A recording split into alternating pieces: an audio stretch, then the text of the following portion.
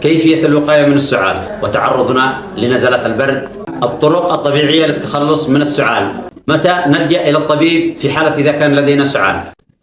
السلام عليكم ورحمة الله وبركاته متابعينا الكرام. في فصل الشتاء سوف يكثر هذه الأيام موضوع السعال وتعرضنا لنزلات البرد والسعال الشديد. والسعال هو يعتبر أمر طبيعي لطرد الأجسام الغريبة التي قد تضر الجسم من أتربة وغبار وأيضا دخان وفيروسات وميكروبات وجراثيم، وكذلك هو وسيلة دفاعية للجسم للتخلص من أي أجسام غريبة قد تدخل الجهاز التنفسي بأي طريقة.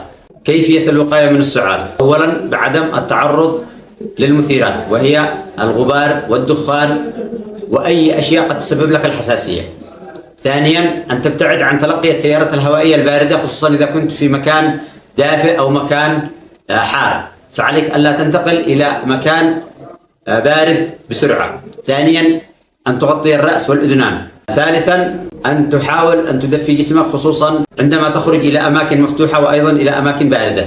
الطرق الطبيعية للتخلص من السعال: أولا تناول العسل، فهو يحتوي على مادة سميكة تقوم بتغطية الحلق وأيضا الأغشية المخاطية التي بالحلق فيقلل لك من السعال. ثانيا السعتر، تناول أيضا ورق الجوافة، استنشاق بخار الماء بكميات كبيرة، فذلك يعمل على تدفئة وترطيب الأغشية المخاطية وأيضا التي هي في الجهاز التنفسي أو بالحلق.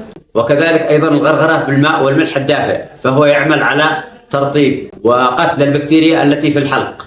أيضا شرب السوائل بكثرة، الماء أو غيره، ويفضل أن تكون السوائل دافئة وخصوصا حساء الدجاج أو أي شوربة محتوية على مرق، وأيضا ليم أو ليمون التي محتوية على فيتامين سي.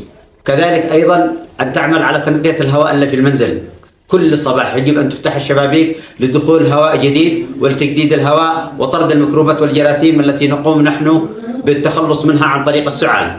متى نلجأ إلى الطبيب في حالة إذا كان لدينا سعال؟ أولا عندما لا تستطيع التقاط أنفاسك أو يكون عندك صعوبة في التنفس عليك مراجعة الطبيب. كذلك عندما يكون مصحوبا بحمى شديدة وكذلك صداع شديد عليك أن تراجع الطبيب. أيضا إذا كان هذا السعال مصحوب بدم يجب أن تراجع الطبيب.